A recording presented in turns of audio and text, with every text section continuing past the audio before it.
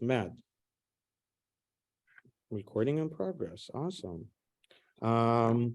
It is very interesting because Russia and Spain have never kind of had any direct relations in Europe. All the relations with Spain were sort of more or less formed within the concept of a balance of power in Europe. So every kind of dealing with Spain more or less came down to that, how to balance power in Europe between major powers, which at that time were all the naval powers plus Russia. But there were obviously also some landlocked powers like Prussia and Austria, but mainly England and France and Spain and Russia kind of decided the politics in Europe back in the day. Obviously, US was a kind of, well, still a young nation. And at least in North America, the United States did play a role in the development of relations here. But again, most of it was decided in Europe. So relations in Europe influenced what was happening here on the ground. But at the same time, things that were happening on the ground were not really relate to, let's say, Madrid all the time. So there was a lot of dealings on the local level, which never reached the high ends of power back in Europe. But to get started, we'll start with what the world looked like. This is 17th century map, 1606. So obviously the Portuguese kicked off the age of exploration, went around Cape of Good Hope in South Africa, tried to reach Asia. Spanish followed, English joined in, the Dutch, right? And so by the end of pretty much 18th century or 17th century, most of the world has been divided between these powers. Most of the South and North America were influenced by the English, obviously by the Spanish, who controlled most of South America minus Brazil. Portugal also played a big role, especially in the early ages of conquest. Russia came on stage late, simply because it did not have any naval power. Russian Navy was built in 1697 to challenge the Turks for the right on the Black Sea. Prior to that, there were no ships. Not even that, there was only one seaport up north, which provided commerce with the English and obviously with North American colonies ruled by the English back then.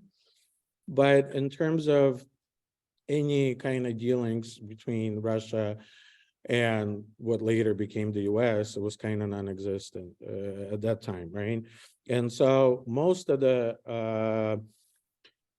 kind of places in the world, obviously they're all inhabited by different people, different nationalities, different ethnicities. But back in the day, you had to have maps to guide people there, right? And so unless your piece of land was on the map, it kind of didn't exist, at least in the view of the Europeans. And so when the Russians reached the Pacific, most people's understanding of the world kind of looked like that. Nobody knew whether or not Asia and North America were connected. And to figure that out, Peter the Great, which was one of the Tsars, who ruled in the early 18th century, he paid for a scientific voyage for a Dane called Vitus Bering to first map out the entirety of the Russian Empire, and B, discover or disprove whether or not the two continents of Asia and North America are linked, right? So that voyage started 3 weeks before Peter the Great died. It resulted in Russians coming to Alaska in 1741. So these were the first Europeans to make landfall in Alaska. There were 2 ships that came to Alaska. Only one boat managed to get to mainland and back to the ship safely. Another boat that was dispatched never came back. So up to this day, archaeologists are still searching for those people who were kind of stuck in Alaska since 1741. Um, both ships spot different parts of Alaska within 24-hour period. They had no communication with each other at that point because when they left the far eastern part of Russia, they got lost in heavy fog. So they started traveling kind of, just a different degree angle, and they ended up in different parts of Alaska. So one of the boats, the one that Bering was on the way back, it was shipwrecked. Bering died from scurvy on an island. The rest of the crew, so not everyone died because they were shipwrecked on approach to the island because Bering, who's a Dane, but at the service of a Russian crown, was really sick with scurvy.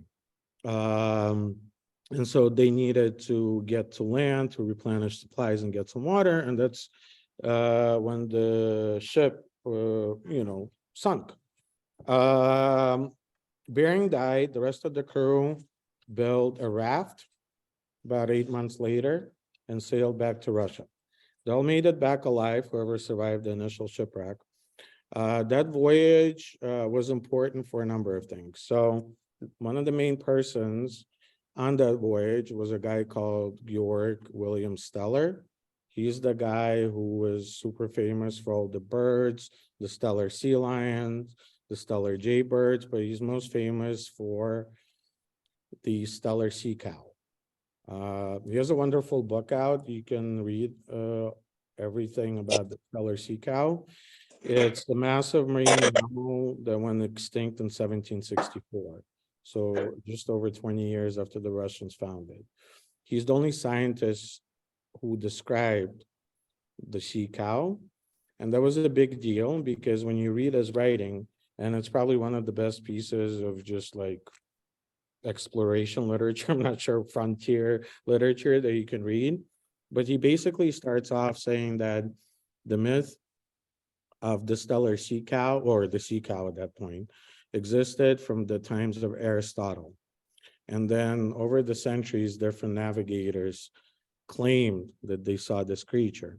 And so Steller says, pretty much in modern language, this is all fake news, and this is why. And because he was a properly trained scientist, he was able to dissect the entire animal, like literally, and provided all the measurements. And that's the only time it was measured by a trained scientist, and it entered books as a very unique species. But at the same time, um, because the survivors of the shipwreck, that to eat something, they kept on eating the cow, and it was supposed to be the best tasting meat ever. So these men probably ate a whole bunch of stuff in Siberia and stuff like that, but this was better than, I guess, elk, cows and pigs, I don't know, chickens. So, well, too bad that creature was lost to the world. But kind of moving further, the news of the discovery of Alaska reaches Russia's Far East. And you got to understand that once you get to Russia's Far East, you got to travel all the way to the European part, right? And that takes forever. And simply because at that time, there were really no roads. Post offices were just kind of established, but not really. And you could only travel pretty much during the winter by sleighs or in the summer by horse, right? So while the members of the expedition kept on passing through Siberia, they stopped by all the towns which Russian fur hunters started discovering in the 16th century. So when the Spanish moved to, let's say, modern day Mexico, Russians were exploring Siberian wilderness. And so a few towns were formed, mainly by merchants and fur trappers, mainly to supply the European fur market because fur-bearing animals were didn't really exist in Europe back then. Well, I mean, they're all hunted out because it was overpopulated. And the Chinese wanted it because it looked good on as part of their clothing. And so all of these towns were set up, and on the way back, in 1741, the news spread. And so because Russia also needed new hunting grounds, they decided, well, there's like 12 people in my village. I know 12 people in a neighboring village. Why don't we all go east? We don't know where we're going, but we're supposed to find some big sea. And once we get there, somebody's going to build us a boat. Nobody knows how to navigate. So once they got there, they have to figure it out themselves. Now, there weren't a lot of skilled carpenters back then to build any of these boats. So they traveled on boats, which were pretty much made out of like barks from the trees and didn't have any nails in them. They would fasten them with like belts, and they would hop across the Aleutian Island chains, trying to either trade with the natives for sea otter pelts or other fur-bearing animals, if not kill them themselves. And if you can't trade for them, then you take it by force. And that's basically what's been happening. And so that's what I mean by expanding the fertile hunting ground. So I think the first kind of party of these co-villagers, whatever you want to call them, because these were all friends, they came from the same region. They started arriving by like 1743. And before the crown kind of solidified its presence in Alaska or in North America, these small kind of firms, enterprises, they kept on going to Alaska and getting as much pelts as possible. So they made over 100 voyages, over 40 companies. The problem was, so initially when they started coming back, Russians like to party and they're also very hospitable. So when they came back to their own village, they threw a party, but they just didn't throw a party for their family. They threw a party for two villages because these were like neighboring villages.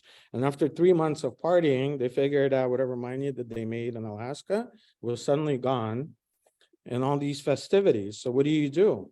You go back. So if you're lucky enough to survive the voyage, because obviously there was a lot of danger coming to Alaska. You can get lost along the way. You can die from whatever disease you contract along the way. A lot of people died from mussels poisoning, for instance. Who would have thought?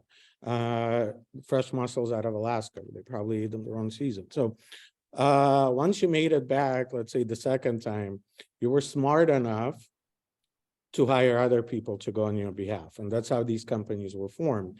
But because of stiff competition on the fur market, all these companies were really brutal, not just to the locals who sometimes they, had to take on by force, but also against each other.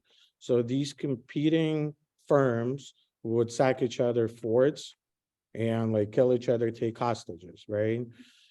So part of the reason why all of this was necessary, again, is to control the fur trade, right?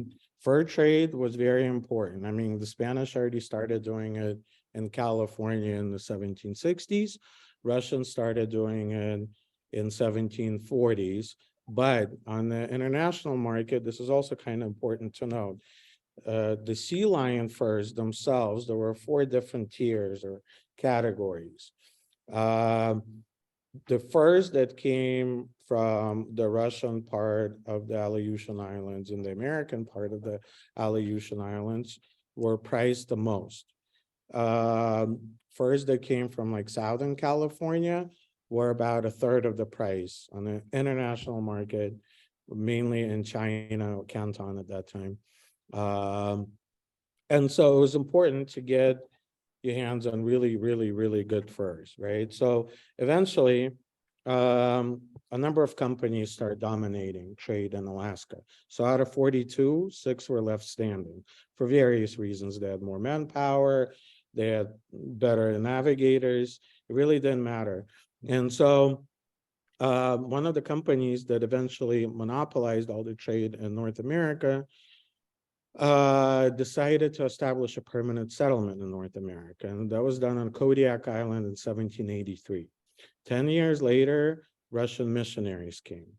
Russian missionaries were selected from the Russian north, in a region that now borders Finland. He got monks, the specific guy who owned the company, he got monks from there because he thought that they would adapt to local Alaskan climate a lot better and they can excel in a lot of things which fur hunters couldn't. Well, because the fur hunters, they were busy kind of hunting.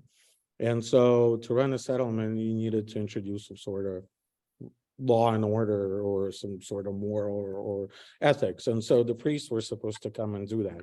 So the priests that come, that was 1794, and so that kicked off the missionary activity in North America. Russian approach to missionary activities completely different than, let's say, well, I don't want to say Catholics because you had Franciscans and Jesuits, so it depends. I'm not an expert on different Catholic orders, but Russians made an effort to try to baptize people by first translating the text into native language and allowing them to practice religion in their own native languages.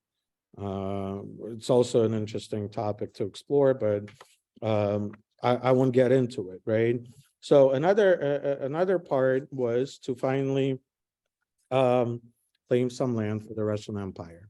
That was important simply because it just meant a little bit of prestige, right? Because you had all these countries in Europe who have conquered half of the world, and Russian possessions pretty much just stretched over land, but never over sea. So I'm going to take a pause there for a little bit and go into exploration by the Spanish of California, 1769. So the Spanish landed in Mexico already in the 16th century.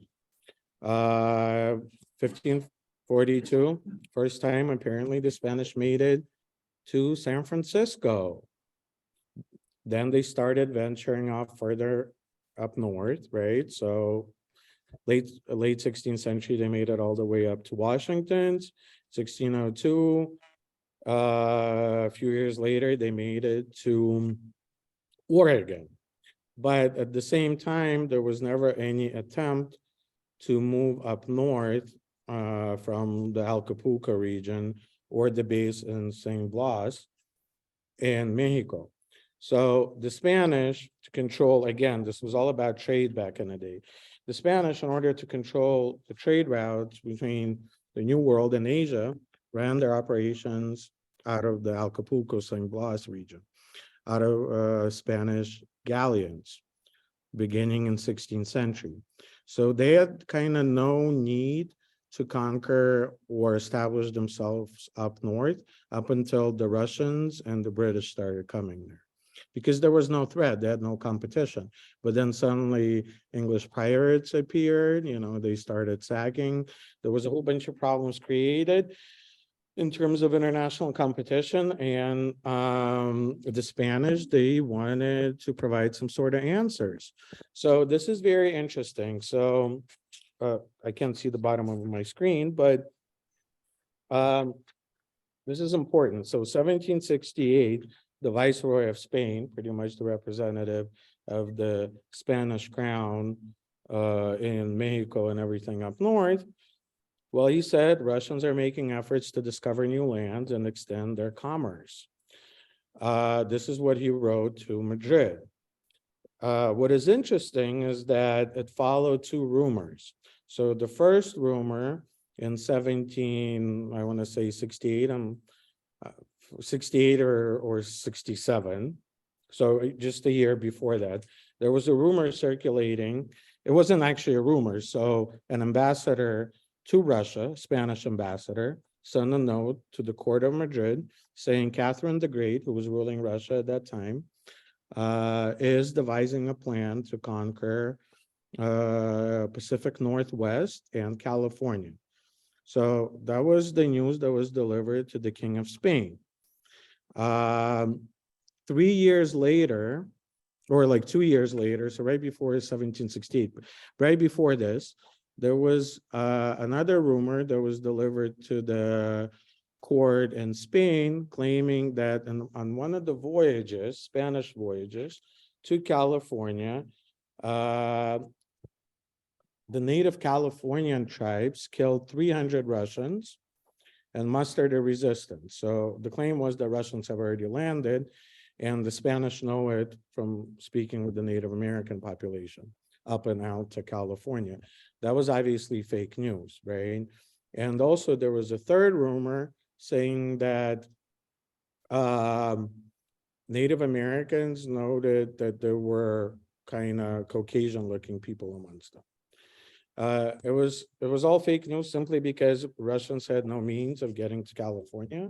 There was really no plans at that time to colonize anything, simply because you couldn't get to California. And so now we get to the next part. Oh, this is, by the way, what this is the reply to the Viceroy of New Spain from Madrid.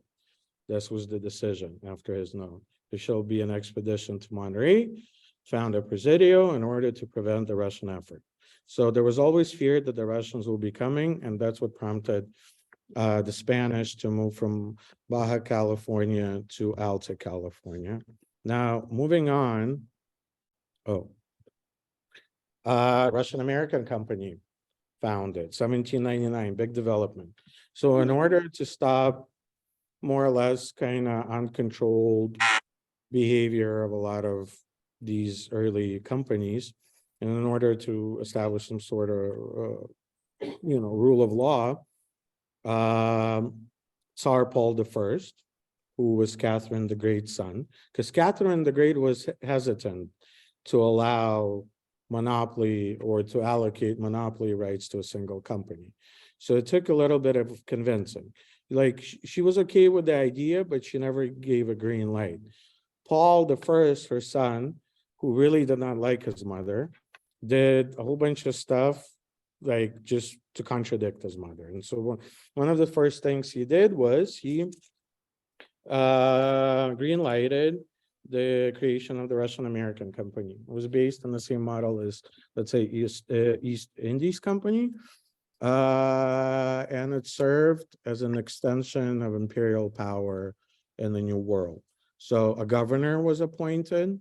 All the rest of the companies that were operating in Alaska, they had to surrender their operations to this one single company. Now, this one single company was run by a guy called Alexander Baranov. He was the first and the only civil governor of Russian America. So he came on board even before the company was established. So he came to Alaska in 1791, and he left it in 1818. So he spent quite a long time there, especially considering that he was 41 years old when he got to North America, which at that time was pretty, like substantial age to be traveling. So 1799, the company is formed. This is the imperial decree, and that's the actual document, which awards certain privileges. So I won't go into a lot of details, but basically the company could discover and claim new lands for the Russian Empire under the clause. So the rules of engagement back in the late 18th, early 19th century was you can claim, any European power can claim any piece of land as long as there's no physical presence of any other European power on that piece of land, right? So finally, the company was allowed to represent the imperial government. It also had full protection of the Ministry of Commerce and equivalent of the Foreign Ministry. In fact, the guy who oversaw both of those agencies, Count Rumyantsev, he was a big supporter of Russian expansion, not of a violent one, but of a trade one, right? And so having protection, or at least on paper, financial protection, military protection, and government protection was a big deal. And so now this governor who was appointed, just think of him as pretty much the governor of California, same powers, no capital punishment. So people were not, he couldn't kill anyone. What he could do is send them to trial to Russia, But the thing is, because it took kind of forever to get to Russia and be on trial, kind of gave you a year to escape along the way. So um, things are pretty like going pretty well in terms of expanding Russian possessions in North America, but the problem was always the provisions, right? So there were two supply routes.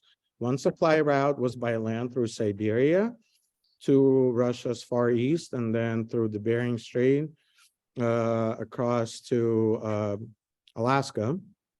The second route was to assemble the ships in St. Petersburg and go all the way through like Africa, Asia, Southeast Asia, all the way to Japan up until you would reach Alaska. Problem there again with both shipments is that one of them usually never came. And a lot of the times, a lot of the shipments, I mean, all of them didn't come. And so that was a big deal. And so Russia looked for alternative supply routes to North American colonies. And obviously, it made a lot more sense to come to California to buy all this stuff rather than go to Russia and get it all. Again, the transportation costs, you got to factor all of that in. And because the Russian American company was the first publicly traded company in Russia, obviously it issued stocks, right? So had a board of directors and all they were concerned about is profits, right?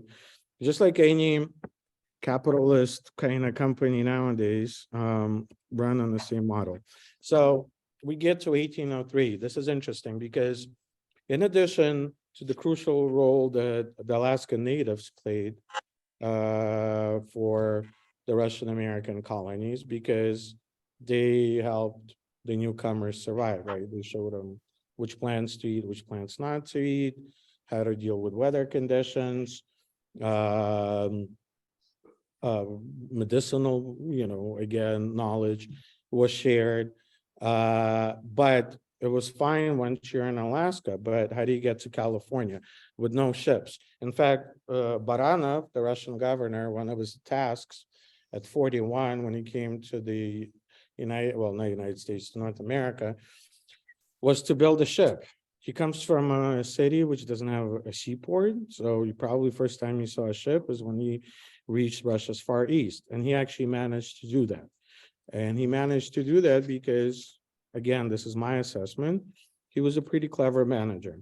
Once the news of Russian voyages to Alaska kind of became, well, global, English ships started making their way up to Alaska.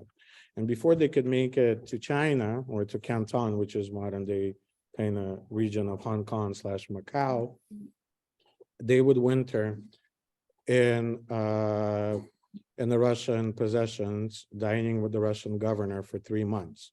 The reason why, again, because most of the Spanish ports, in fear that English or the Russians might sag, they were closed up until Mexico gained independence in 1821. So let's say if you would sail from England, you would first of all come to Boston or to New England. From New England, you would deliver supplies from Europe, you would get, well, supplies from American colonies, then the United States, and you would go all the way down through the Caribbean. You would actually stock up on a lot of alcohol and then deliver it to the Russian possessions.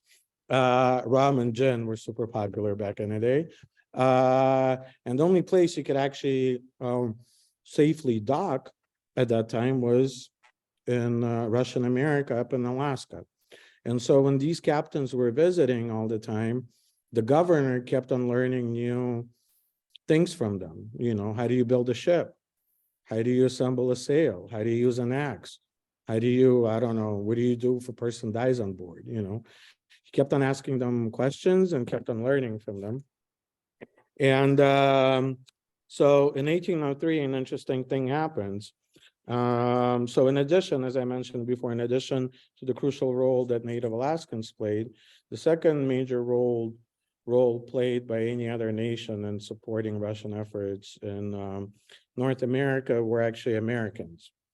In 1803, there was a captain out of New England called Joseph O'Kane. He was one of the captains that came to Alaska. And obviously on the way to Alaska, he passed through California.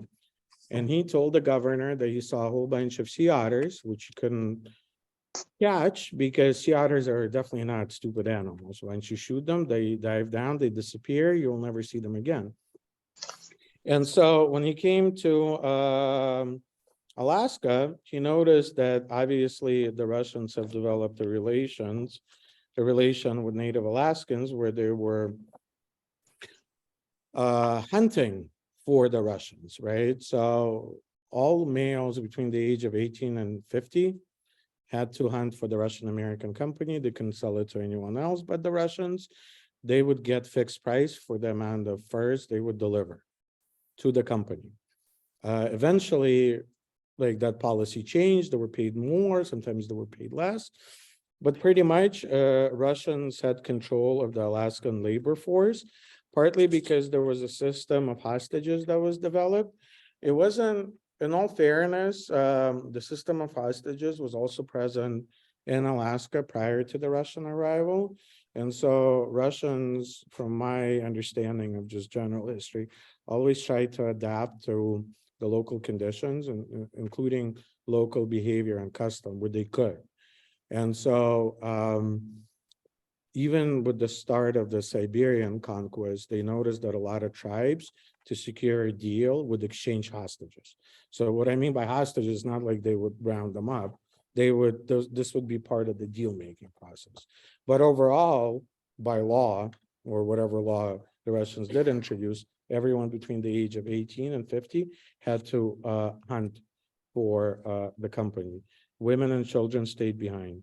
So this is basically a map of the fur trade. Well, not just the fur trade, but mainly influenced by the fur trade across the Pacific. So that white thing, that's all the Pacific. The gray areas are land areas, right? So you have the Spanish, the Manila galleon, right, from Acapulco to the Philippines. Americans and Russians trying to travel to Canton or bring it to Russia to later deliver it to a different city and then take it to China.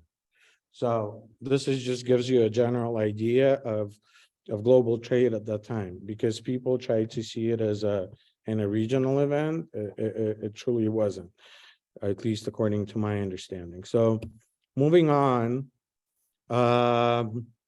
this is an interesting quote by Ryazanov. So Ryazanov came to San Francisco in 1806, but I kind of a little bit fast forwarded. So let me explain. So in 1803, McCain comes and proposes that he takes the Native Alaskan hunters with Russian supervisors on board his ship to California so they can poach off the coast, because the Spanish wouldn't allow you to enter the what do you call it, the North America proper, but you could do it off the coast.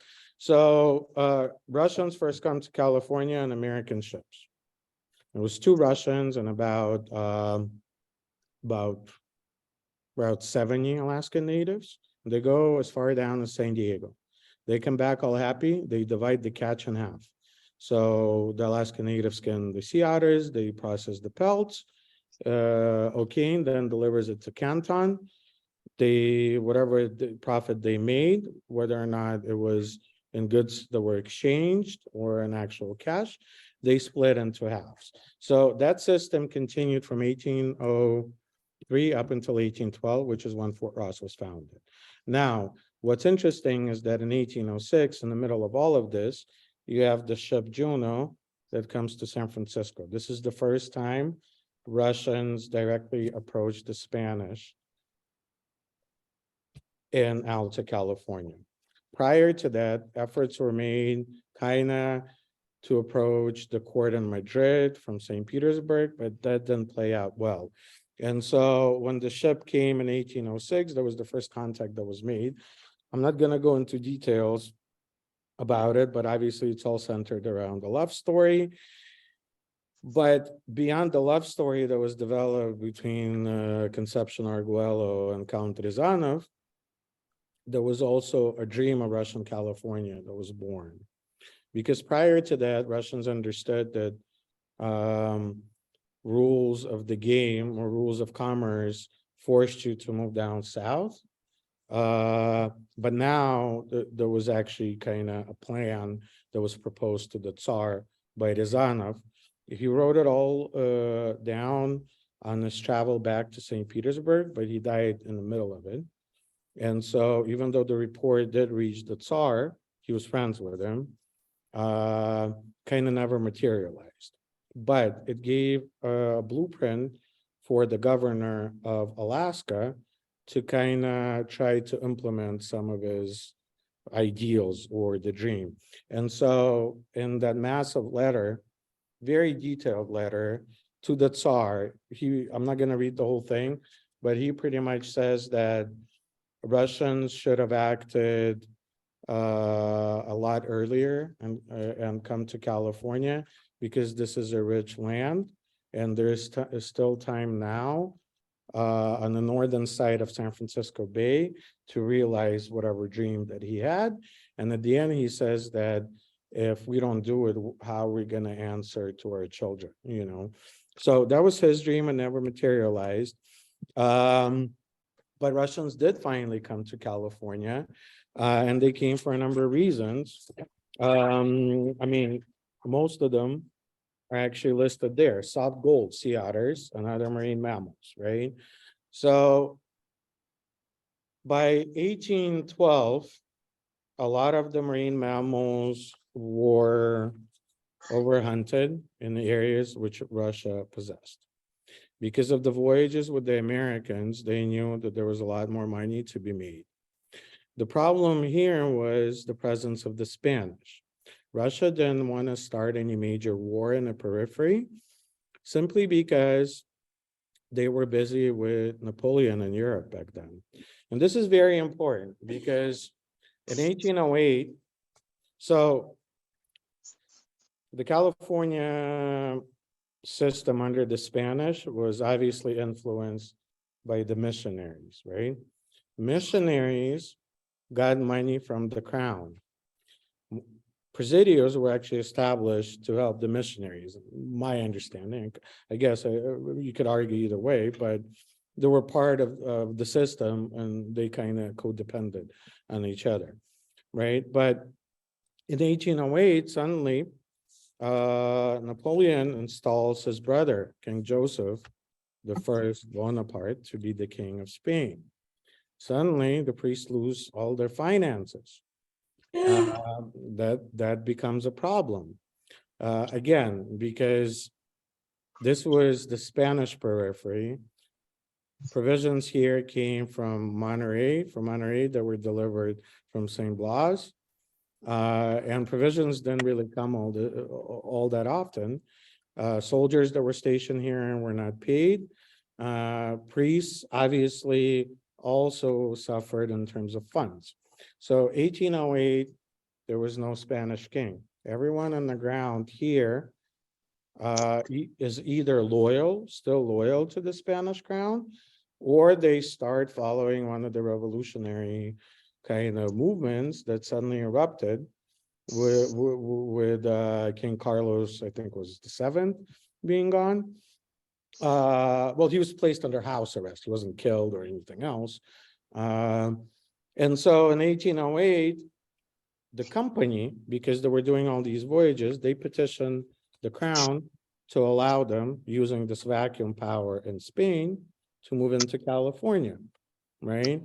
It made a whole bunch of sense because the locals were kind of favorable because they can finally have some sort of income. Well, how do you arrange it all, right? Right before, so 1808, Napoleon kicks out the King of Spain. By 1812, he marches on Russia. So he assembles the Grand Army over, well, like over 600,000 men, or about 600,000 men, the largest army ever assembled in Europe, and he marches on Moscow. That's the time when Russians land here, and just north of Jan Air, to start building a settlement. But that was 1812. The idea was born in 1808. So for 4 years, they tried to figure out how to do it. So in addition to the hunting parties, they started sending scouting voyages, which were separate. And so the Russians first came to California on their own with the potential to explore in 1808. A number of voyages followed up until 1812 when Fort Ross was founded. And so this is interesting to note, but right after Juno leaves here in 1806, right, with the Rezanov and Conchita Arguello and their romance, trying to secure a more political union. Some people believe they were in love. It really doesn't matter. Russians landed here first time. They got along well with locals on the ground. They want to come and establish permanent trade relations or have a settlement here. So they scout the region. And in 1809, so the first dealings of the Spanish Presidio, this concrete Presidio of San Francisco with the Russians after 1806 was with the Native Alaskan hunters in the Bay. So two things happened. When one of the voyages, the founder of the Russian settlement here, he was leading all of those voyages, he sends 50 kayaks to San Francisco Bay. The Spanish respond because the ports are closed, right? Nobody warned them Russians are coming. They kind of snuck into the bay. So the Spanish start fighting with those 50 boats. So 50 boats, 100 people, because there's 2 people per kayak. So they start fighting. 2 people are killed, 4 are wounded. That was the first time kind of the Russians came after 1806. The following year, Spanish soldiers here, they act a bit differently. What they do is they place guards at all the fresh water springs. So the Aleuts, which is what the Russians referred to, that's how the Russians referred to Native Alaskans. So the Native Alaskans could not get any water, right? And so the second approach Russians tried to make with the Spanish didn't really play out well, right? And then suddenly, because again, there was no king of Spain, the Tsar consents and says, well, why don't you, the company, go ahead and establish a colony, but the imperial crown is not going to pay for it. So you pay for it out of your own expenses, but you have our approval, right? And so Russians do come. They start. Oh, that's a slide that I added. No, it's not on here. So they come. They establish relations with a whole bunch of local tribes in the area north of the bay, because during those reconnaissance missions, the navigators argued that there were no Spanish soldiers present in the north part of the bay. Therefore, according to the rules of engagement, they could claim this land. Right before that, right before the settlement Ross was established, the governor sends a petition to Monterey asking for friendly relations. The Spanish never reply. Finally, when the Russians do get here, they ask permission from the Coast Miwok, that's the Bodega Bay, if they can stay. And then a bit later, because they weren't too happy with the anchorage there, even though it became the main Russian port eventually, they moved up north and founded Fort Ross on a site called the Mitini, which is the Kashayapomo site. So the Kashayapomo were there for 10,000 years prior to the Russian arrival. Russians did ask for permission. Permission was granted. There's the Russian side of the story. There's also the Kashaya side of the story. I could maybe share it at some other time, but basically the settlement was allowed to happen and it was solidified. So now the main purpose of Russians was to create some sort of legitimacy for the settlement. So right before the settlement was actually built, Russia signed a treaty with the Republican government of Spain. So this was the first constitutional government of Spain. The only country who recognized that, or at least the first country for sure, was Russia, because they had to deal, they did not want to deal with Napoleon's brother, because they were at odds with Napoleon. Who do you deal with on the Spanish side? You deal with the government, the revolutionary government of Candiz. So in July of 1812, Russia signs a treaty with this government. It basically is sort of like most favored nation treatment, like free trade. The trade is allowed between our nations, right? So later they would use that treaty to justify their presence in Northern California, saying, well, we're friends with the Spanish, so we can stay here. But obviously the Spanish wanted them to be gone. So initially, when Russians got here, they they received help from the Spanish, but at the same time, the Spanish came in with clear orders for Russians to leave. So the result of that was 5 years later, so Spanish started coming. The settlement inauguration day, so Fort Ross official birthday, is September 11th, 1812. The Spanish arrived in October of 1812, and then they came again. This was Moraga. He came again in January, again asking Russians to leave, but at the same time giving Russians cattle and horses. So it was more like, okay, it was a carrot and a stick type of policy. So the way Russians tried to justify their settlement here is by signing an agreement with the Kashaya Pomo at Fort Ross and all the neighboring chiefs. It pretty much said that Russia is going to give the local Native American tribes protection from the Spanish coercion, which they believed the Native American populations have suffered. So in 1817, this treaty is signed. It's called, it's not really a treaty. It's the reason why it's not a treaty, well, it entered history as a treaty, but the reason why it's not a treaty is because it hasn't been signed by both sides. Because the Native Americans, they can sign, like the actual agreement. So the document that was produced says, this is what happened, this is who came in, everyone's name, this is what happened on that day, and that's what was agreed, right? And everyone signed it.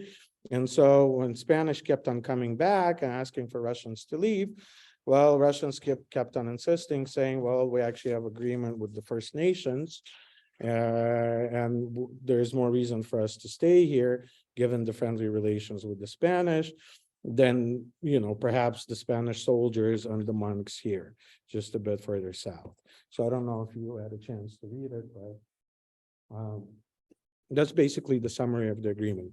Now, in terms of sea otter hunts, right? So the main reason why the Russians came is to establish a trade outpost to deliver goods across the whole map, Asia, Europe, through Hawaii.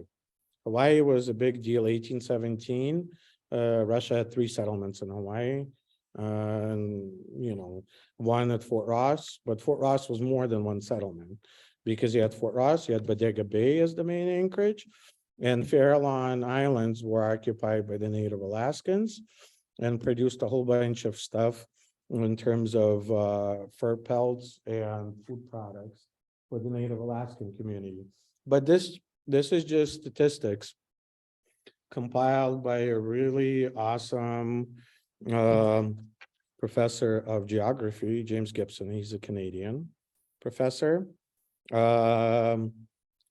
Well, I'm personally really indebted to him for all the work that he's done. But so these are some of the figures, right?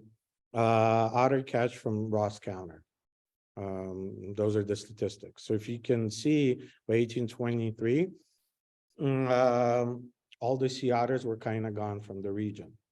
So primarily the reason why the Russians came here didn't really pay off. So also, if you notice, the 1820s, that's when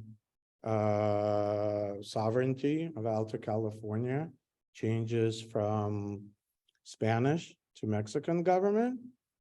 And that's when the ports are opened up. And so everything that was sold at Fort Ross and delivered to the Spanish, I'll get to trade a bit later, suddenly, well, became cheaper because Americans would come in, the English would come in, the French would bring their ships, and suddenly, like if you could only get scissors in Fort Ross because there's no other place you could get scissors nearby, the Russians could charge you whatever, $100, because that's the only place you can get it, take it or leave it, right? Now suddenly all these ships come in and you have competition. So scissors instead of $100. I mean, don't quote me on $100. I don't know how much they were, but suddenly you have to well sell it at the same price as everyone else. So the sea otter catch declines. Russians start focusing on like fur seals or sea lions up in the Farallones. And if you can see, basically there was 185 sea lions slaughtered like every hour, right? So, but the Russians were not the first one doing it because Spanish and English were poaching here way before, and Americans way before the Russians even came here in 1803. Russians just completed the whole cycle, if you ask me. I mean, I'm sure there's different views. Oh, why isn't it flipping over? So now moving on. This is the Baidarka, so the two-seated boat. This is a revolutionary invention by the Native Alaskan community. That's what them allowed to be so successful in the sea otter hunting. It was incredibly light because it was made from the skin of the sea lions, and the frame was typically made either out of driftwood or bones from different marine mammals, right? But because it was lined with with the stomach, the Native Alaskans had to drag them to shore, and that's usually for them to dry off after a certain point. And that's when Spanish tried to conquer or catch those boats and take them hostages, right? So this is what it looked like. In terms of export, so on one hand, again, officially, the Spanish crown wanted the Russians gone. Later, the Mexicans wanted the Russians gone. But because there was no lack of strong military contingent in all of California and all of the Russian accounts of, let's say, the Presidio of San Francisco, look at it from two perspectives, strictly the military one and what's happening in the houses of the people who live inside the Presidio, right? And so most of the accounts said that the Spanish here have old guns, that there's not enough men are paid poorly, and because they're not getting paid, they don't want to do anything extra. That was the basic agreement between all the journals which I have read. So, but having Russians here was mutually beneficial. The Spanish mission system pretty much grew the same products and raised the same cattle. With all the ports being closed, you had a surplus of food at Spanish missions that they couldn't get rid of because you couldn't have any buyers from abroad. All of this food was just going to waste. Russians needed desperately the food in the colonies up north. So when they came here, obviously the Presidio was connected to the mission. When mission grew a lot of the produce, everyone kind of realized on the ground, both the Russians and the Spanish, that this trade was beneficial to both parties. Because again, the monks were cut off from funding because of the Spanish crown and Napoleon. So when suddenly Russians appear and they're like, we'll take everything you have. They're like, great, finally we can sell something, we can get some money or some products in exchange. So what was the main kind of export of the Russians to California? So boats. Russians noted, especially in 1806, that there were really no boats or not enough boats for the Spanish to cross the bay, right? And Russians kind of figured out how to build boats by then. And so they said, well, we can supply you with boats. So those were in great demand, and they served well because Russians kind of felt bored traveling around Bay Area on horses. Glass was really important, both in terms of actual like table utensils, but especially windows. The lack of comfort was another thing always noticed by Russian ships visiting, because it wasn't always the Russians who wrote down journals. It was a lot of Europeans, either Germans or French, who served and lived in Russia most of their life in service of the crown. So they left a lot of recollections. And a lot of the stuff was actually published in German and French before it was translated into Russian and English. So glass, super important. Bells and candles. Special manufacturing was set up in Alaska just to provide the bells for the Spanish missions. They had 3 bell foundries. One worked just to supply California. Same thing was true with the candles. Catholic candles are different than Orthodox candles. They're in different diameter. They're longer and thicker. And so those had to be made specifically for the Spanish missions, because whatever candles the Russians made for their churches or chapels didn't really kind of, sit well with the Spanish priests. So they had to custom make it for them. But what's most important is that Russians brought manufacturing, because California is basically an agrarian economy. Russians brought manufacturing. So first windmill came from the Russian American company. So was first shipbuilding in California. So 4 ships were built at Fort Ross in 1816 and 1824, right during this transitional time, kind of when Spanish rule was fading and Mexican rule wasn't really established yet.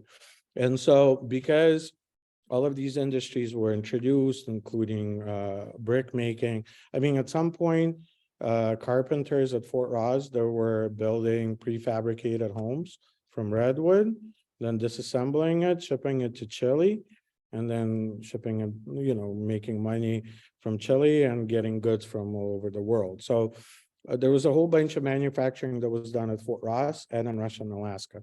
And whatever wasn't manufactured here or in Alaska was usually delivered from Russia. So let's say the 2-wheel carriages that were manufactured here at Fort Ross. Well, not here, but up north at Fort Ross. Carts, wheels, barrels, furniture, all made by local carpenters at Fort Ross. So that was kind of interesting because, again, those were kind of the comfort items the Spanish could not kind of provide for themselves. And, but Russians got a lot of agriculture, wheat back. And so by supplying all of this, they got a whole bunch of food products that helped the Russian American company sustain its colonies up north. So copper boilers, linen, cloth, I mean, you name it, it's all there. Millstones, also super big deal. And one of the things that kind of was interesting to me was that Russians kept on making ovens here at the Presidio to make bread. So there were 2 instances where they got the bricks off the ship, made stoves. They're called pechkas in Russian. So it's it's a machine, right? So in the morning when you wake up, just think of a pizza oven, right? Like a traditional pizza oven. It's made out of brick. It's an entire structure that's, you can sleep on it. So 2 people can easily sleep on it. So think of a full-size bed. That's how big it is, and it's as tall as a person's height. So in the morning, you would heat it up, and it would heat up the entire house because the brick would retain the heat, right? Once you heat it up by lunchtime, with all the wood already burned through, you have coals and it's really hot, you start making food. Right before you go to sleep, you burn it up again, and it keeps the house warm at night because you sleep on top of it, right? And so when Russians used to come to the Presidio, they used to ask the Spanish soldiers here, well, like, how do you make food, right? Like, you don't have an oven? Okay, we'll make you an oven because we also have to make bread they had to make rusks to travel, well, to sustain, themselves on their voyages. And so that was crucial for this, for their survival on their voyage, but they also were happy to share this with the Spanish soldiers. And everyone was kind of impressed because they never saw that. So the second thing Russians always did when they visited the Presidio was they would get a room inside the commandant's house, and they would always bring in their navigation instruments and start checking the moon and the tides and stuff like that. And for some reason, it was always done inside the commandant's house. I don't know why. Maybe it was the most kind of luxurious residence in the Presidio, I don't know, but it's just a fact. But moving on. So I don't know, have you seen this map before? So this is the map left by Rizanov, drawn by him after he visited the Presidio in 1806. So this is an entire map of the bay, but this right here is the Presidio. And Angel Island. Oh, do you know the story about the first prisoners of Alcatraz? Oh, so there's more to the 1806 visit than the Conchita and Rizano story. All right. So Juno was an American ship. It was owned by John DeWolf out of Boston. Most likely, I would say a Dutch by descent, but don't quote me on that.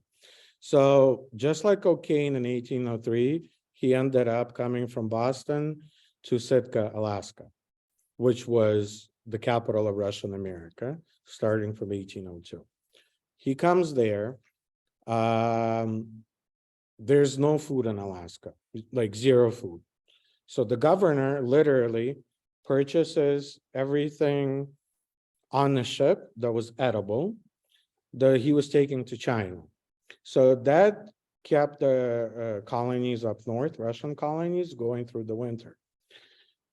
Because the supply ships never came, they were like dropping dead like flies. And this Rizana fella, who was actually an ambassador to Japan, because Russia wanted to open up trade with Japan before the Americans got there. And eventually Commodore Perry, I think it was, opened up the trade with Japan, right? So he comes to San Francisco on an American ship that he purchased from this guy, the Wolf. Now, there's more story about the Wolf. The Wolf stays in Alaska and waits for the Juno to come back while Russians conclude their business in San Francisco.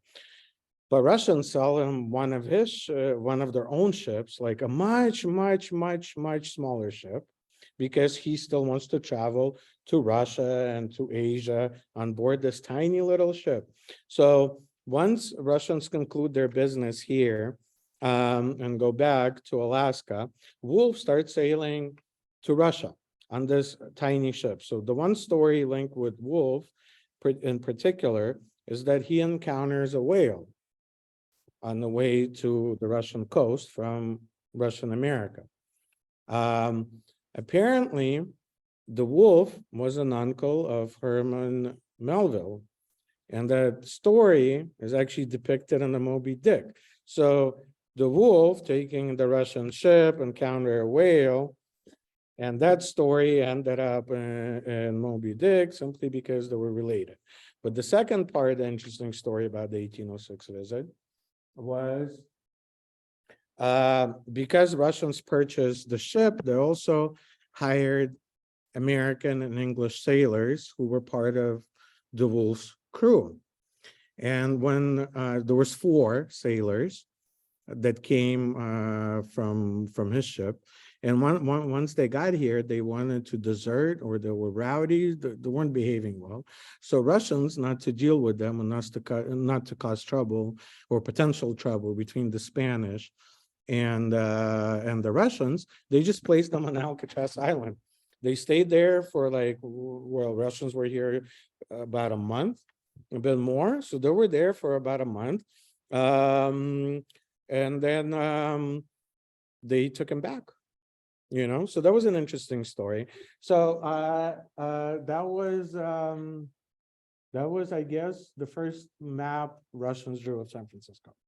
So I don't know if you've seen it before because, I mean, I'm not an expert on San Francisco Presidio. So this is the close-up. Apparently there was a lake. I mean, I heard all about it. A lot of Russians actually mentioned how to get to the landing spot, from the landing spot to the Presidio itself. So I'm not sure. I think the purple stuff are the buildings, and the rest must have been the farmlands. Or so it seems. I could be wrong. But I mean, it's the same drawing as the other map. I just zoomed in. So this one, this is the view of the Presidio 1806. So Leitzdorf was one of the people who came with Rizanov. He was German.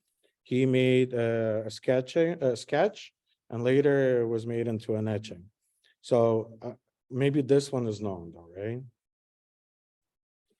So if you zoom in, that's what the Presidio looks like, but you can't really see it because it's tiny, right? But you can see the California's First Nations trying to cross the boat, the bay in the boat. So those were made out of like reeds, you know, and it's not, it wasn't a wooden boat, right? Which is what the Russians tried to kind of supply to the Spanish soldiers. So this is just one of their recollections. There's a whole bunch. So those who are all interested in learning more what the Russians left behind, I can send you a PDF file of a wonderful book written by James Gibson, that same professor from Canada, who's simply wonderful. It's called California Through the Russian Eyes. And I think I have a copy here. I don't think you can really buy it anymore. But it is really cool. And it has all the drawings, all the influence of the scientists that came on board Russian ships, you know, for California, like the plans that they drew. Actually, like if you're kind of interested, so most of the botanical collection was actually purchased by Russian museums, and a whole bunch of stuff that was taken from here during the global circumvention of voyages. So the Russians stopped by like 1806, 1816, 1818, and a whole bunch came in 1821 and 23. They all brought back some of the stuff, but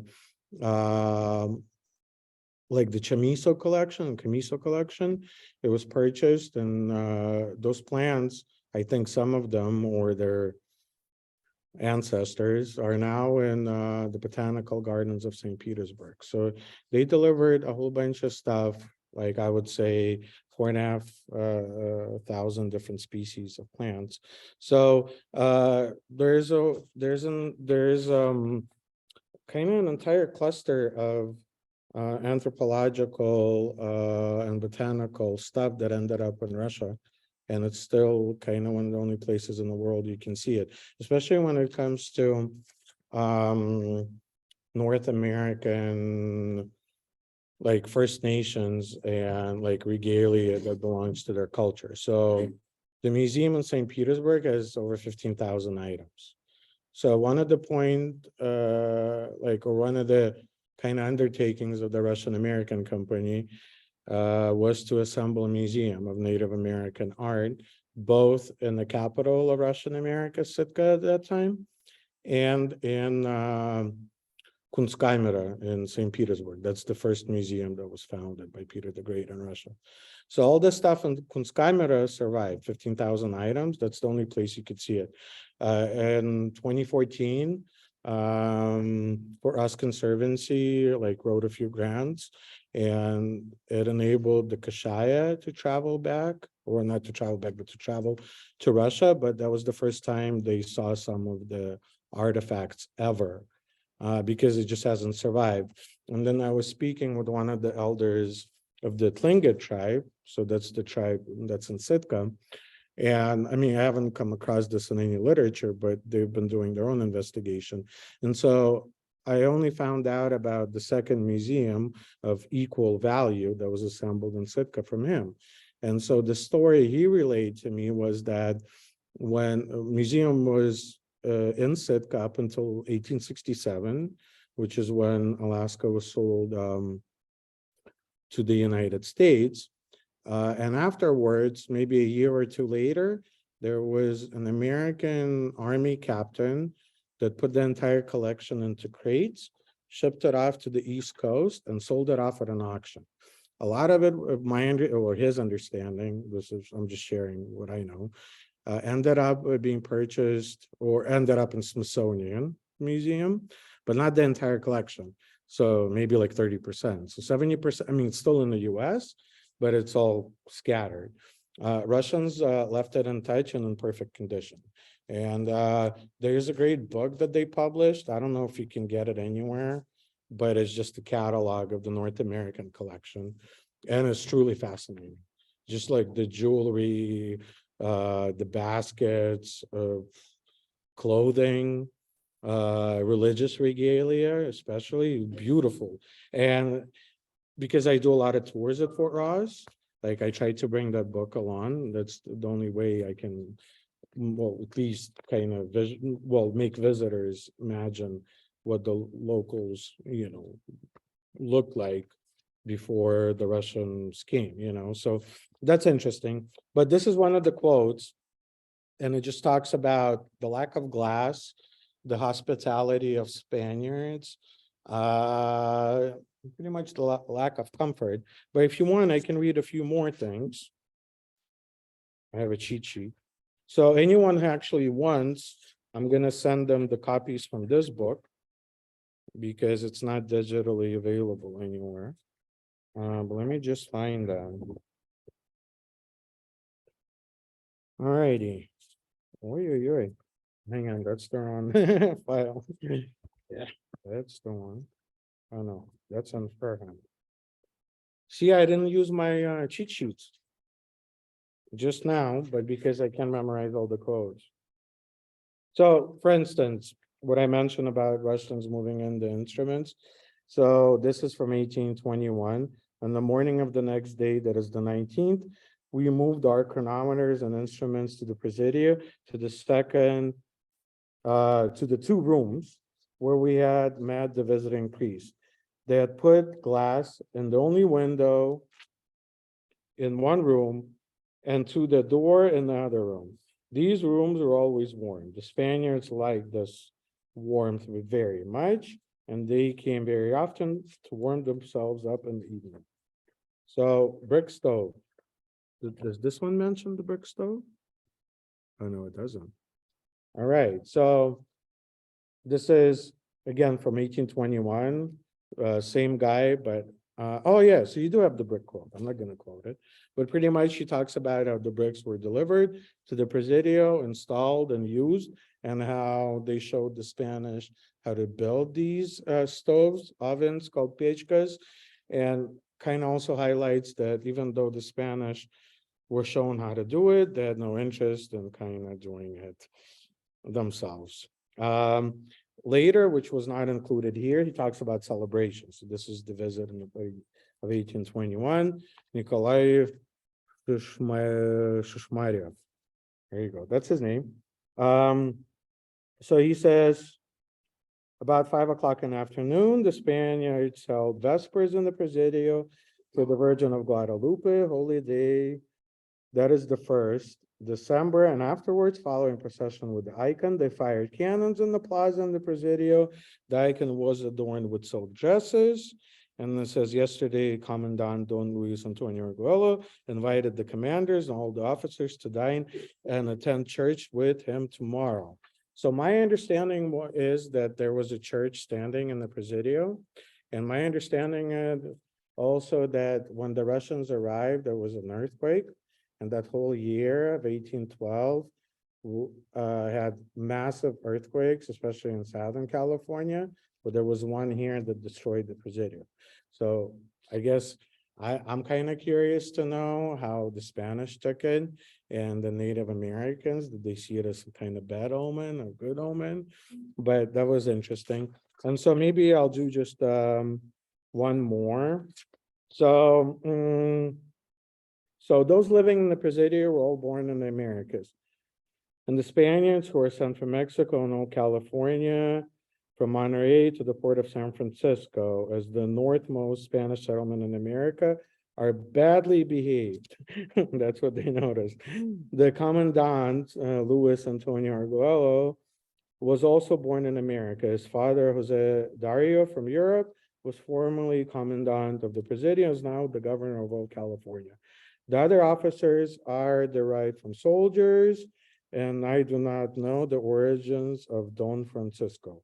I don't know who Don Francisco is, but he goes on to say, of the furniture in the commandant's quarters, there are 4 benches in the hall, and in his room and office, there are 2 plain wooden tables covered with thick blue cloth, 2 broken wooden armchairs, 1 bench, a mirror, and a picture of a battle of Kiel from 1814. I don't know what kind of battle it was, but that's what they said.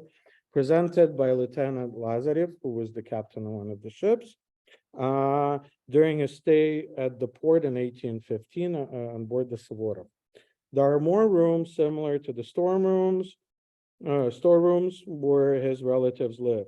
The cavalry officers are somewhat neater. On their walls, there are some old pictures and gilded frames in which there used to be apparently small mirrors. Don Sanchez, I guess this is another house that he visited, having a large family, lives more crowdedly than the others. When the opportunity offers, he traders liquor, and he is apparently the richest of them all, having numerous cattle, sheep, and horses. All of the officials except Don Francisco, who is as poor as the church mouse, have their own livestock.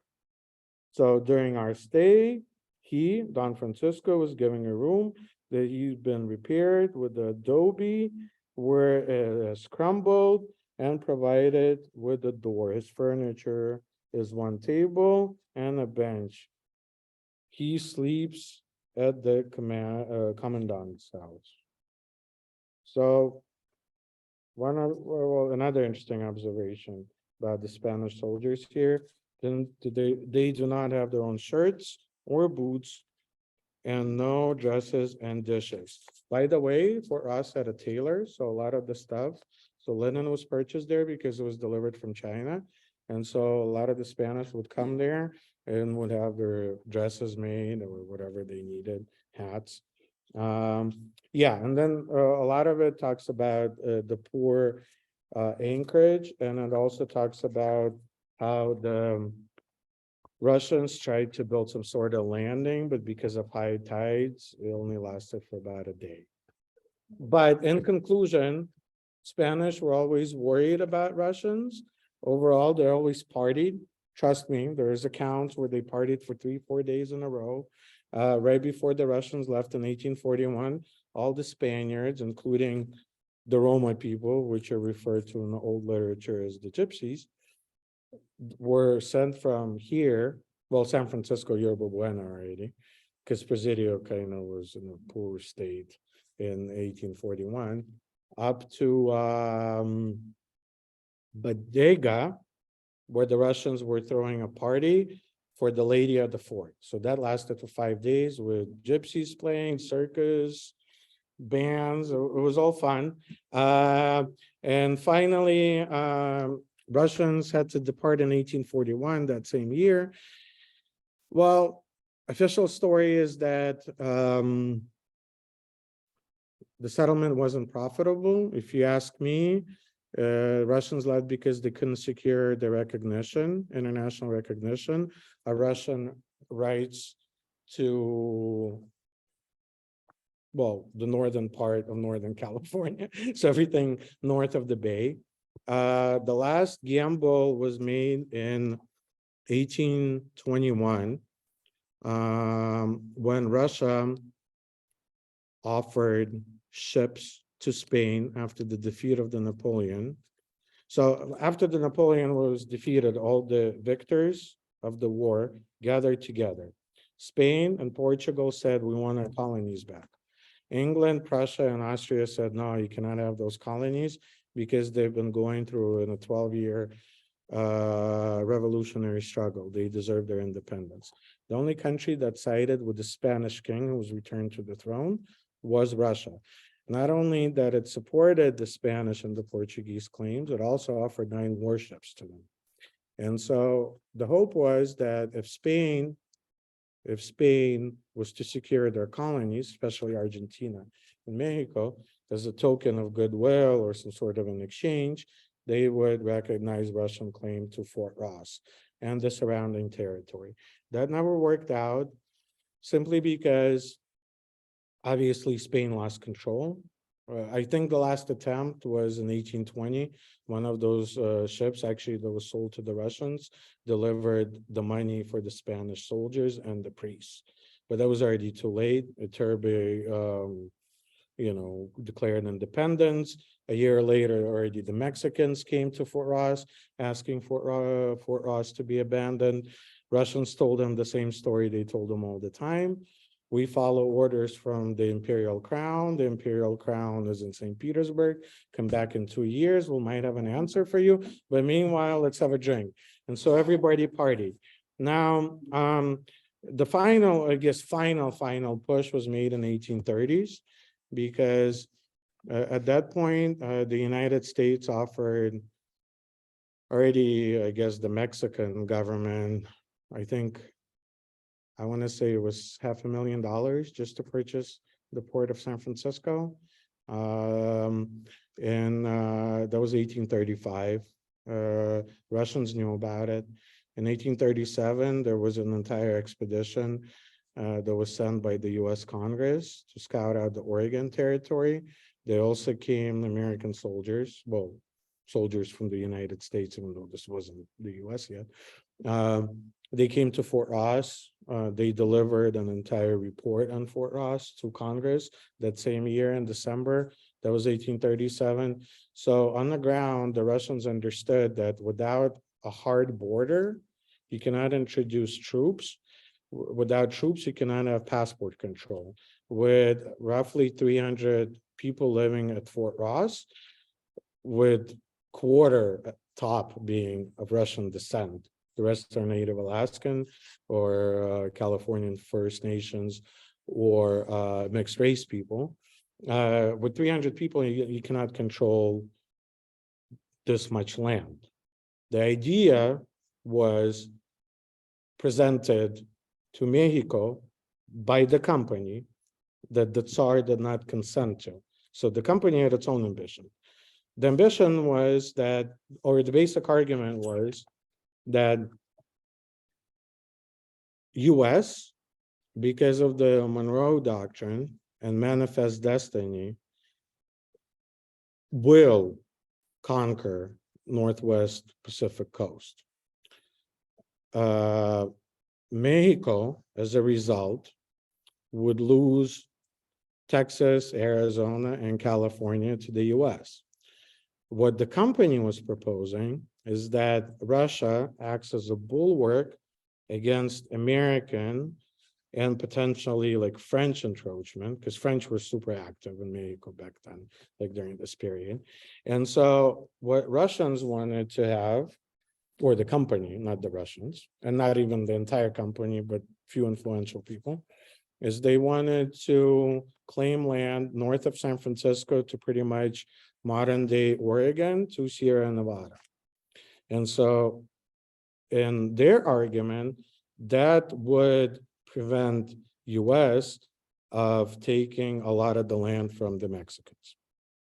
The governor of Russian America takes this to Mexico City. He literally traveled there to present this proposal. The Mexican Congress or Assembly, I'm not sure what the right word is, in theory, they approved it, but the Tsar did not, simply because he said, well, we still recognize Spain to be the legitimate ruler of this part of the world. And oh, so the Mexican, their only precondition was Russia recognizes Mexico as an independent state. You can have Fort Ross. That was the deal delivered to the Tsar. You know, we keep half of California, Mexico consents to it, but we got to switch our allegiance from Spain to Mexico. The Tsar said no, and I think Russia only recognized Mexico in 1864, when it was already too late. So with no troops, no passports, and the influx of Americans and strong American interest in San Francisco, kind of, well, the Russians thought about it, and they're like, well, we're going to get overrun by Americans in sheer numbers. Obviously, nobody wanted to shoot them because these are families coming over. So before, it was mainly single men, came in, married a Spanish girl, converted to being Catholics. They were giving a land grant, right? Suddenly, families coming by land through the Sierras. I don't want to speak Spanish. I mean, they want to be a whatever, Lutheran, Methodist, they want to speak German or English, and obviously didn't want to ask Spanish for the permission or go to the entire process, right?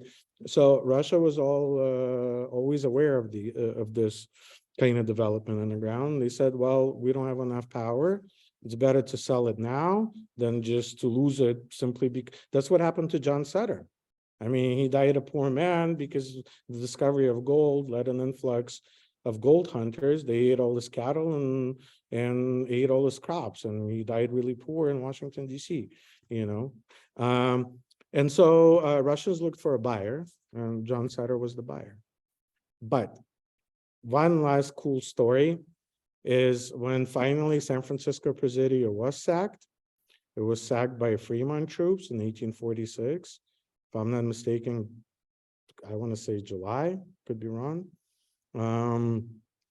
But the boat that took his troops from South Salito, so the land assault, which they mustered, happened because of a boat. So the name of that boat was Moscow. So eventually, Moscow did sack San Francisco, but it wasn't the Russians who came on that bark. It was actually built East Coast. I looked into it. I don't know why they named it Moscow. But yeah, so that kind of ends my presentation. And just to be fair, in 1833, when missions were secularized, the command from here switched to Sonoma. It was run by Vallejo. Vallejo came into Fort Ross, so the governor appointed him to act against the Russians. Why? I left the missions out, but missions also served Spanish interest in terms of like soldiers, because Mission of San Rafael and Sonoma, 1817 and 1824, were founded just to spy on the Russians and keep the Russians from expanding further.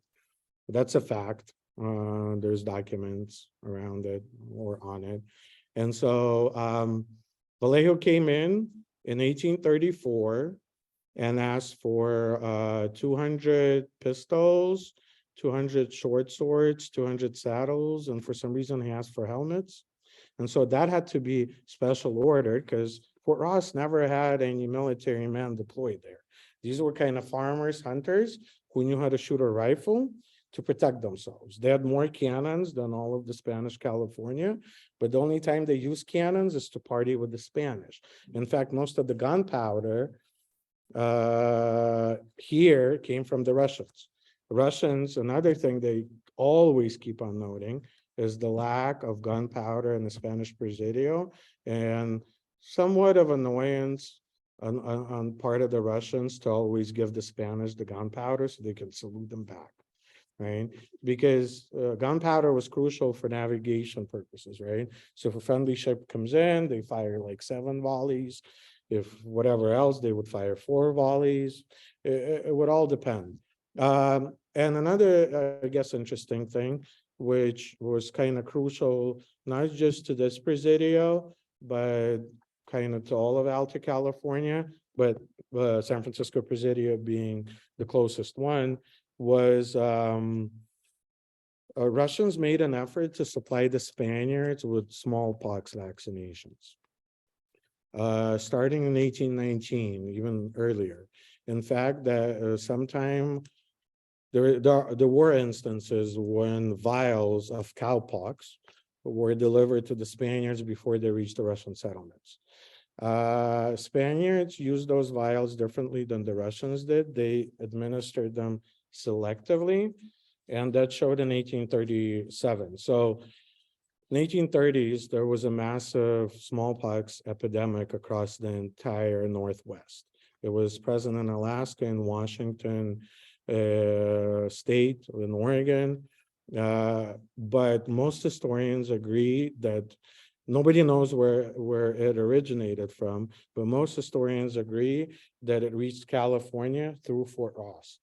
And it not only reached California through Fort Ross, it was spread by Vallejo and his soldiers, because when the ship came from Alaska, it had some of the sick people.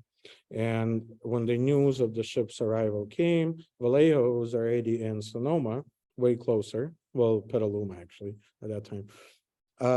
He sent people to for us to get whatever, maybe his guns even, I don't know, whatever provisions that he needed, and he took it back. So he was, I don't know if he got sick, but people in his party got sick, and up to 85% of the native population of California was wiped out. But at Fort Ross, mortality rate was less than 1%. Because the Spanish, they would give it to whoever they wanted at Fort Ross. And throughout Russian colonies, there were strict orders to administer the vaccine to anyone living in the vicinity of Fort Ross. So out of 280 people, 2 elderly ladies died. And they don't say if they were vaccinated or not. And they don't say what elderly means, you know, so. And I think that's it, finally. Sorry, I speak forever. Any questions?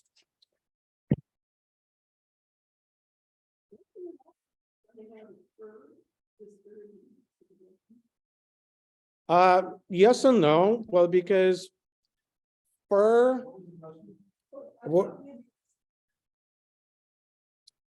well, the lack of fur was realized already by the 1820s, right? So the Russians tried to stay behind for another 20 years and always trying to reinvent themselves. That's why they started building ships here.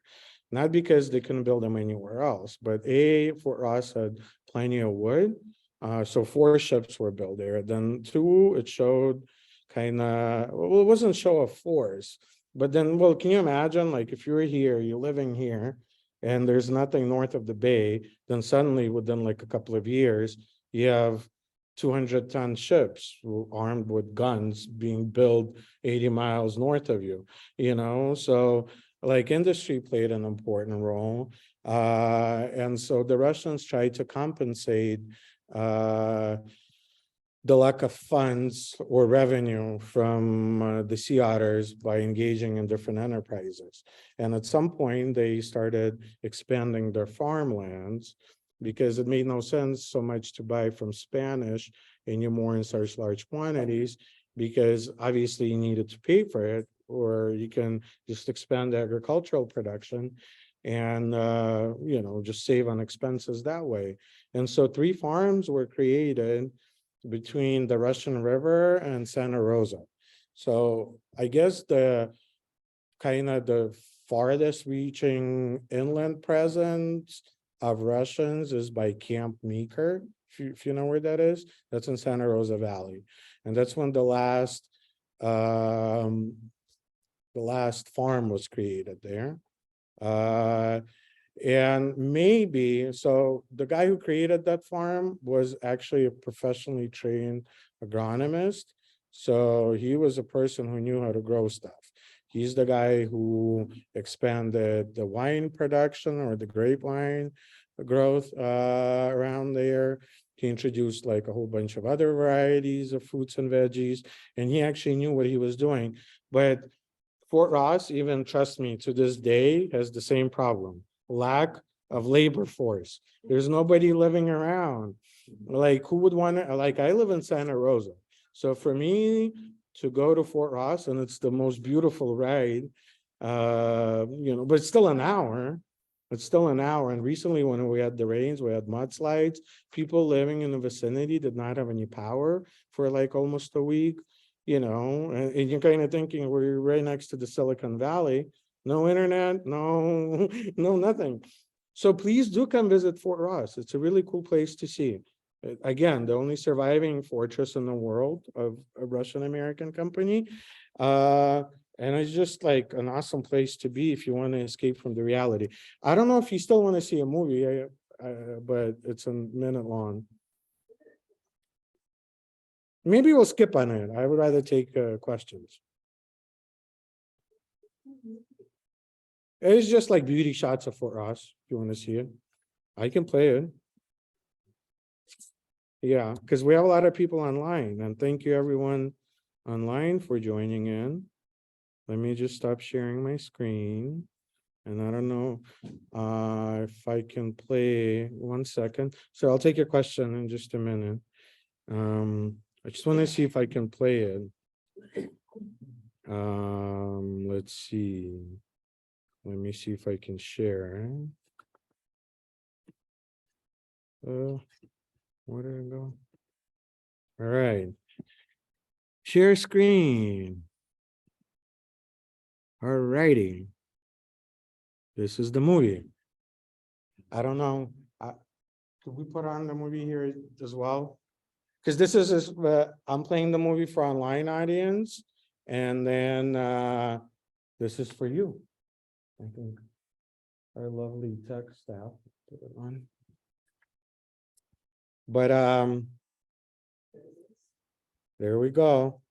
So if we press play at the same time, it should play. All right. Well, I'll just play it for our I'll play it for our online audience too.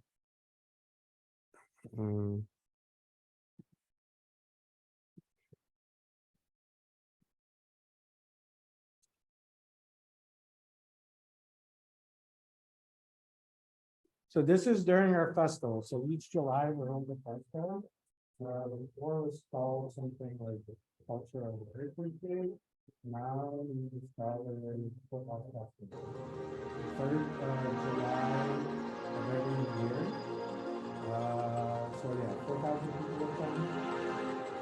Playing food, dancing, different tours happening on that day.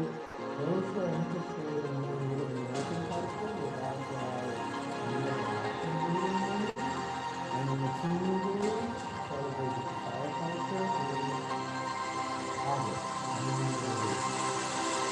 If you can, you can try to use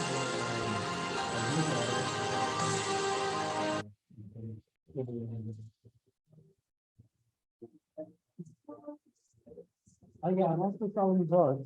Well, I'm not selling for Ross Conservancy selling them. So I think we can only take checks. But if you haven't brought them, you can just write down if you want a book, you can just send it to you. Or if you live in the city, I can drop it off to you. Yeah, there's plenty of marine mammals if you want to come see. All right, so that's pretty much it. I'm almost done here because we started playing it late. It is a state park. And the beauty about it is that they only survived because of kind of limited group of Americans, native sons and native daughters of the Golden West. So in 1903, there was a historical landmark league run by William Randolph Hearst and the guy from Oakland, Leland. What's the Oakland zoo name? Yeah, there you go, Leland Stanford. Both of them wanted to preserve kind of the colonial heritage of California. So beginning in 1803, they started doing a whole bunch of public presentations, especially, well, Leland was a senator, so he mustered an entire PR campaign going across California with, I guess, presentations, trying to fundraise to buy out the first kind of three monuments. So it was Sutter's Ford, the landing of Junipero Sierra in Mission Carmel or somewhere there. I don't know where he landed. Well, I actually do know because My former girlfriend excavated that mission like 20 years ago. They found some old wine going back to like 19th century, which was cool, but they opened, I think, one of those clay jars. They said it wasn't good. It tasted like vinegar. Um, but yeah, and so William Randolph Hearst and Senator Leland, they fundraised for about a couple of years, and they got enough money, and they bought Sutter's Fort, where the first Spanish missionary landed, and Fort Ross. The problem is, they held the title for a couple of years before it's transferred over to the state, and there was no state park system just yet. The problem was, the state got a hold of Fort Ross property. I want to say something like March 20th or 30th of 1906. And April 18th, that's when you had the great 1906 earthquake. And San Andreas Fault is less than a mile from Fort Ross, which is kind of interesting because the two main settlements Russians built were literally on San Andreas Fault line, because the San Andreas Fault goes into the ocean where Fort Ross is, and it goes back on shore where Bodega Bay is. And both of those spots were occupied. Well, Russians don't know about it, right? But it's just an interesting fact. But 3 weeks after the state got a hold of the property, everything collapsed. And the state had no money because there was no official agency. Right, so it's kind of owned by the government, but nobody really knows who owns it, who should take care of it. And that's why native sons and native daughters of the Golden West, they came in. And the first thing they did was they fundraised for 10 years just to rebuild the chapel. The chapel is super famous in, at Fort Ross because it's the first Orthodox chapel south of Alaska. It never had any priests serving there, but the priests who did come visit from Alaska, which only happened on 3 occasions, but one of the priests, so there was 3 priests, but one of the priests who actually came twice, he later became in charge of the Orthodox Church in Russia and later a saint, and one of the first saint canonized by the Orthodox Church in America. So because of his role, it became a spot for pilgrimage. But in later years, there's at least 4 saints associated with Fort Ross that are recognized, even though the chapel was never active. So it's a big spiritual role. And in addition to the chapel, people always ask like, oh, why is windmills so important, right? Well, for Russians to kind of feel at home anywhere, they need 2 things. They need church for their soul, and to feed their stomach, they need bread. Like bread is the #1 food. And so when you see a windmill and a chapel in one place, it kind of makes you feel like home automatically. So that's why there's that special connection. Yeah, I'm sorry. There was that, sir. You actually. Because I know one of the big things is that windmill is would meat, and they would make flour that they would ship back up to Cisco with that very hospitable climate. Well, yeah, exactly. And windmills, again, were crucial because they needed rusks, and they needed a lot of them. They needed about 300 kilos on a ship of rusks. So dried out bread. Do you know how much bread you need to dry out to produce 300 of dry bread? Like, I don't know, like a ton and a half. I don't know, a lot.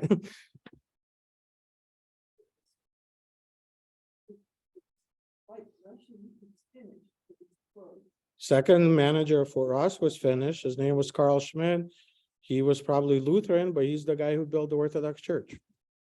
But there's another question.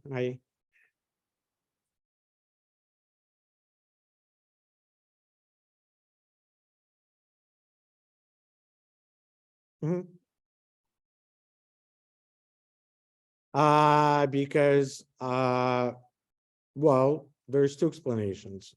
Beginning from Catherine the Great period, German, well, she was German, ethnically German herself, right? So she allowed Germans to settle in Russia. Well, predominantly in the Volga region, but also like modern day Ukraine. They were given a lot of privileges that other people were not kind of awarded. So a lot of these families came because the crown paid for their transportation and settlement there. It gave them tax breaks. It also allowed them to keep their customs and culture and keep their own religion.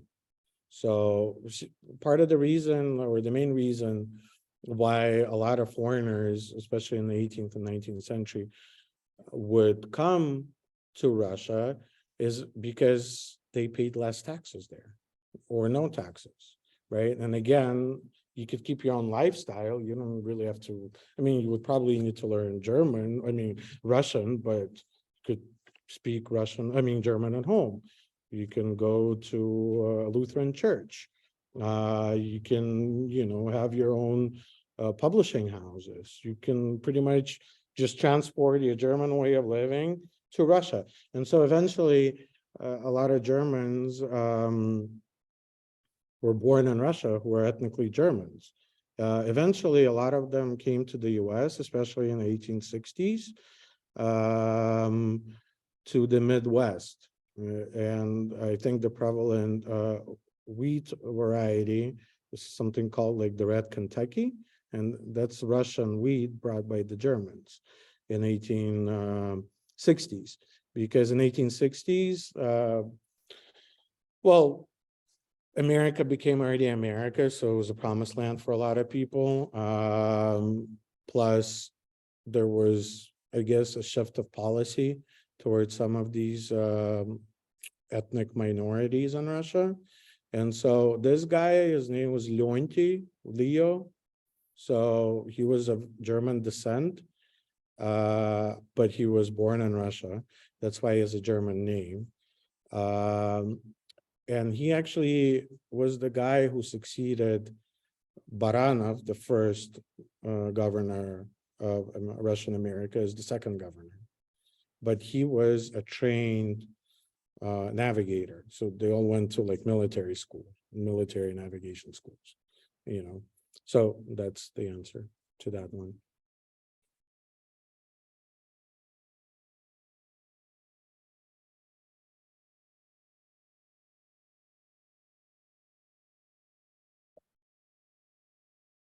Mm-hmm.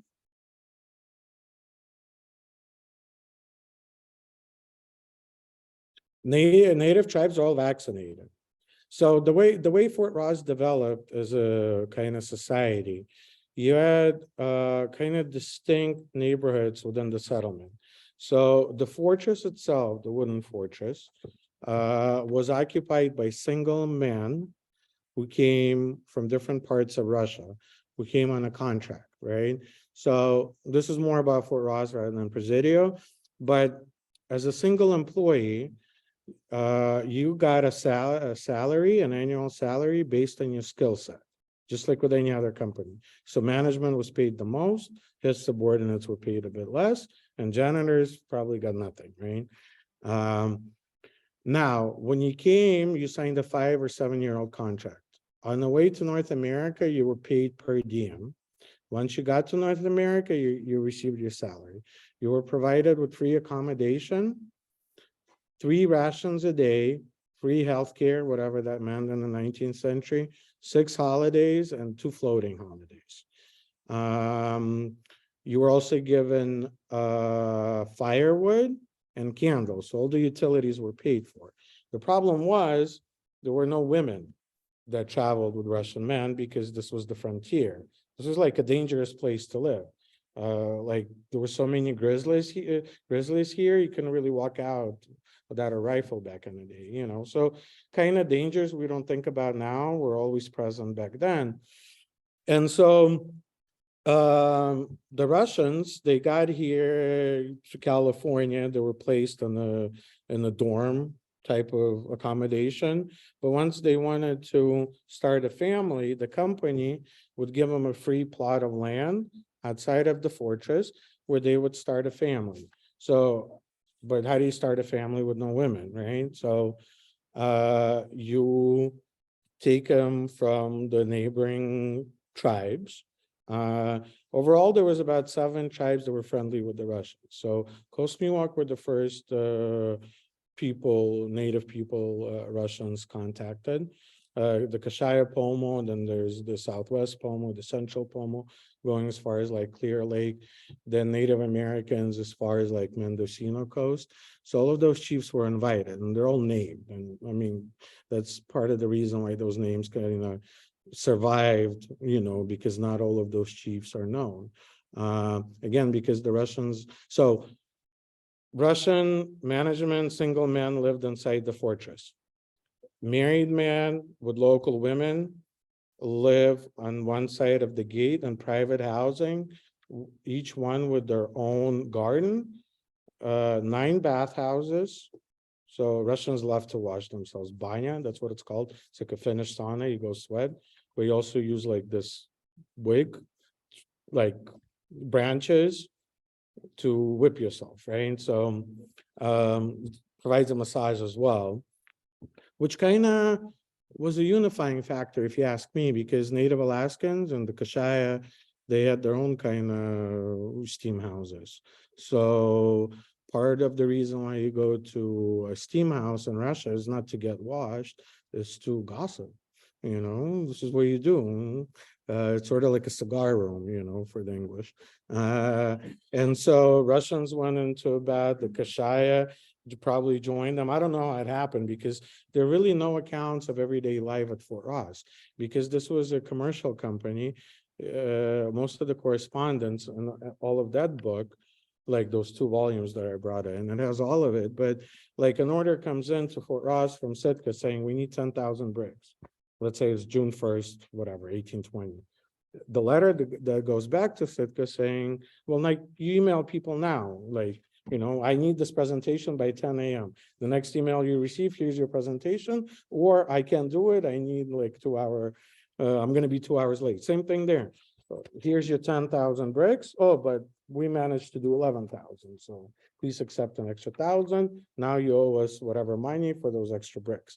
So it's just business correspondence, right? And so it's interesting, but nobody really knows how everyday life played out at Fort Ross settlement. But in addition to where the Russians lived and the fortress itself, Native Alaskans, who were always the majority of the population, at least half, if not more, I would say like over 60%.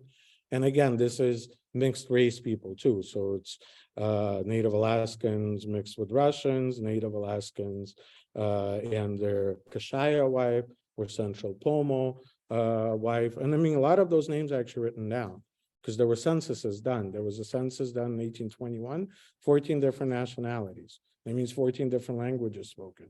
Obviously everyone needed to learn Russian, but once you're done with your work, so work was done from 6 a.m. till 6 p.m., 2-hour lunch break, numerous breaks in between, unlimited sick pay. So like everyone wanted to come to California from Alaska and be here because again, like I remember reading, and this is just a business matter, but the business matter was on one of the farms that had 6 employees. One of the employees was sick. He was sick for over a month. So the question was, do we pay this guy or not? Is it sick pay day or not? And so the reply was addressed to the manager up higher. And the reply was, well, we got to keep on paying these people because if all of them quit or desertion was a big deal. I mean, a lot of Russian runaways ended up in the Presidio of San Francisco. They were ransomed off back to the Russians, but for a price, right? So there was a form of commerce too. But what I'm trying to say is that like, it was really complicated, but people like had a good lifestyle and they wanted to come here. And so the Alaska Natives, they had their own neighborhood closer to the ocean because the Alaska Natives were the first ones to offer any sort of help.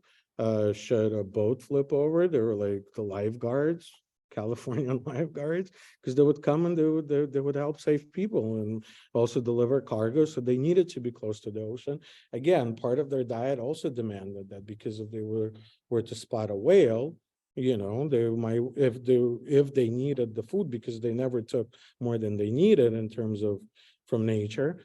But you know, they don't have to pedal for 300 miles looking for a whale if it was just right there. And we do get whale migration. So they needed to be next to the kayaks to be first ones in the water. And so that was the Alaskan native neighborhood. And the Kashaya, so archaeologists revealed that they only moved from the fort only 110 yards away. So 110 yards away is within a cannonball's reach. So apparently there was enough trust for the Kashaya to stay close by. And but most of the relationships which were developed was between the Kashaya women and the Russian or the Alaskan settlers, not so much between male and male, because Russians only needed the Kashaya labor force closer to the harvest. And because Russian didn't have a massive agricultural production up until like 1830s, men only, the Kashaya men or Coast Miwok or whoever else, they only were involved, you know, kind of very limited interaction with the Russian settlements. It was mainly done through women. And a lot of Kashaya women left with the Russians and came to Russia. And now Kashaya are looking for their ancestors. And randomly, well, my friend Andre is sitting there in the back. So now we're trying to find out. There is a story that keeps on surfacing randomly. So in 1970, there was a person who came to Fort Ross and talked to a ranger, saying that according to his family tradition, he's a descendant, direct descendant of a couple, of a Russian man and a Kashaya woman who left Fort Ross. But first they left to Alaska, and then most of them stayed there. A lot of them, well, not a lot of them, but some of them moved to Russia, right? But nobody knew where they are. So this guy suddenly comes in 1972 saying, well, I'm a direct descendant, and this woman who came, there's apparently a picture of her next to one of the bishops. So according to his family tradition, she became one of the best known kind of linguists in Imperial Russia, being a woman. Like she could speak 7 or 8 languages. And so she, in terms of like, I guess some sort of advancement within the foreign society, she was well respected. And so now, so 1972, that's when the story surfaces. And suddenly I get a call from his, I guess, either his son, from that guy who came in 1972, asking me to look more into that. So now we're trying to figure that out. Well, right now we're trying to find a horse that ended up with Nez Perce tribe, whose official contact was with Lewis and Clark expedition. We're trying to figure out how they got the horses before official wide contact, and how this particular strain of horse has no lineage to Spanish horses, and how it got there before, because like, so we're trying to figure out how a horse got to Russia, North America, and then eventually how it made it to the Columbia River Basin, which is where they're from.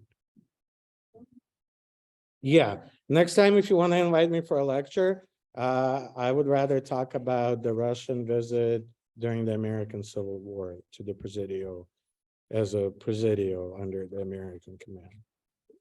I actually have a book. Well, if you don't want to invite me, just read the book. This is what it's called. If you want to borrow it, that's my copy. It's called Friends and Peace and War, the Russian Navy's landmark visit to Civil War in San Francisco.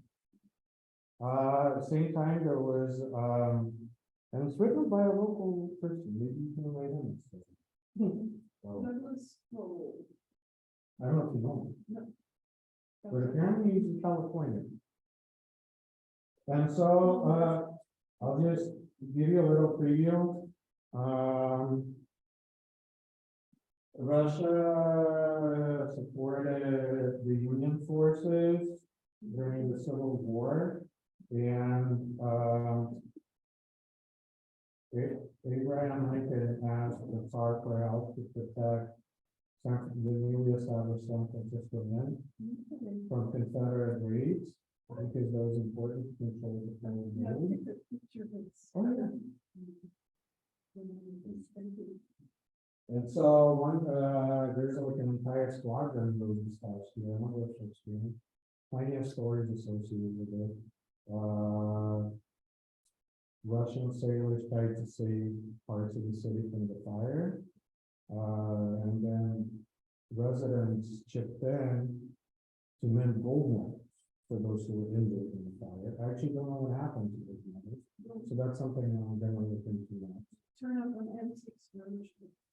Maybe, I just wanna see that she meant to them, because I knew they collected fines, and I don't know, there was a brother at, Firehouse, which is like over there, the brother. See you guys, there was a shipwreck on the way here, there was, well, we love opera, there was opera playing, the Russians arrived. So it's just a fascinating story, and then they left, but at the same time, there was another, squadron, so like multiple ships that arrived in New York. And they're afraid Better that, save that for another yeah, but next time, before you all go. so, yeah, thank you everyone for joining in, including online. I'm not sure if this is gonna be, the recording is gonna be available, but hopefully it will be. So you can always email me, and go to fortross.org. You can find my name there and my email address.